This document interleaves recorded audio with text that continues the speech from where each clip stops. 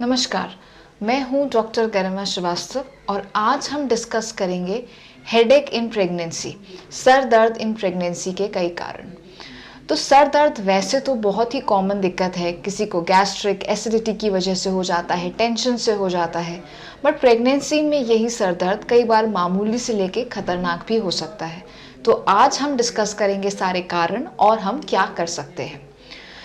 Pregnancy में headache काफ़ी common होता है क्योंकि बहुत सारे हार्मोनल चेंजेस हमारी बॉडी में होते हैं और एक्सेसिव ब्लड फ्लो पूरी बॉडी में चल रहा होता है, जिसकी वजह से थोड़ा सा माइनर हेडेक बने रहना काफ़ी कॉमन होता है।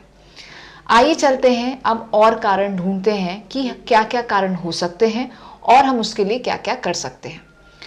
कुछ कारण ऐसे हैं जो कि बहुत सिंपल हैं और हमें उनमें ज़्यादा मेहनत नहीं करनी है, पर कुछ कारण ऐसे हैं जिसके लिए इमीडिएट डॉक्टर अटेंशन चाहिए। तो सबसे पहली चीज़ है कि एक चीज़ होती है माइग्रेन। वो आपको पहले भी हो सकता है प्रेगनेंसी से। कई बार माइग्रेन के अटैक्स प्रेगनेंसी में कम पड़ जाते हैं, बट कई पेशेंट्स में ये अटैक बढ़ भी जाते हैं।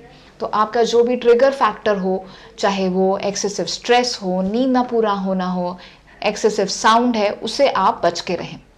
दूसरा बहुत ही कॉमन फैक्टर है कि कई बार कोई वायरल इन्फेक्शन होना। वायरल इन्फेक्शन से आपको कफ या कोल्ड हो सकता है, उसकी वजह से आपको साइनस हो सकता है, सोर थ्रोट हो सकते हैं। ये सर्दी खांसी या साइनस की वजह से आपको सर दर्द हो सकता है। डिहाइड्रेशन भी एक बहुत बड़ा कारण है।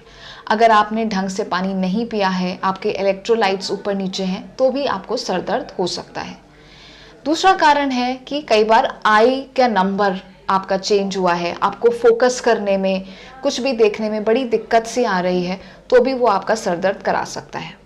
जैसे मैंने पहले कहा कि स्ट्रेस लेना, एक्सेसिव स्ट्रेस लेना टेंशन हेडेक करा सकता है।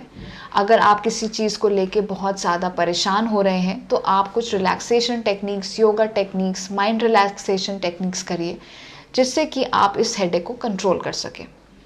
स्लीप डिप्राइवमेंट एक और कारण है जिसकी वजह से आपको हेडेक हो सकता है।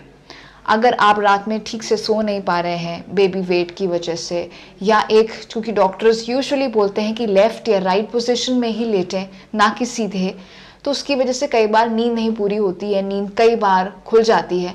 तो स्लीप डिप्राइवमेंट की वजह से भी हेडेक हो सकता है।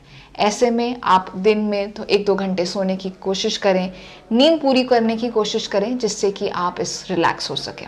कई बार अगर आपका पोस्चर ऐसा है कि आप झुक के बैठे हैं, या ऐसा कि जिसकी वजह से ब्लड फ्लो ब्रेन तक नहीं जा रहा है, सडनली लेट के उठने की वजह से भी, तो भी इस तरीके के हेडेक हो सकते हैं। अगर हम बात करें जिस हेडेक से हम सबसे ज़्यादा डरते हैं, वो है बीपी बढ़ने की वजह से। जब भी आप अपने डॉक्टर को बताएंगे कि मुझे हेडेक हो रहा है, तो वो आपका बीपी ज़रूर चेक करते हैं। कई बार प्रेगनेंसी में बीपी बढ़ जाने की वजह से, जिसे हम प्री एक्लैम्शिया PIH कहते हैं, उसकी वजह से हेडेक होता है। उसकी वजह से बॉडी में सूजन आना, पेट में दर्द रहना और भी अत्यधिक कारण हो सकते हैं। ये एक ऐसी कंडीशन है जिससे हम गायनेकोलॉजिस्ट डरते हैं और इमीडिएट ट्रीटमेंट स्टार्ट करते हैं। आपका यूरिन टेस्ट होता है, लगातार बीपी नापा जाता है। अगर बीपी लंबे समय तक ज़्यादा आ रहा है और आपके लिवर, किडनी या यूरिन पे इफेक्ट डालने लग गया है, तब हम इमीडिएटली आपको बीपी की मेडिसिन स्टार्ट करते हैं, या फिर आपको हॉस्पिटलाइजेशन का भी एडवाइस दे सकते हैं, जब तक बीपी वापस से कंट्रोल में नहीं आता।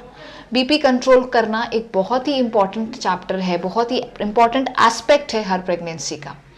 अगर इससे रिलेटेड आपको कोई भी क्वेश्चन हो तो आप हमसे पूछ सकते हैं, या नीचे लिखे नंबर्स पे आप हमसे सवाल कर सकते हैं।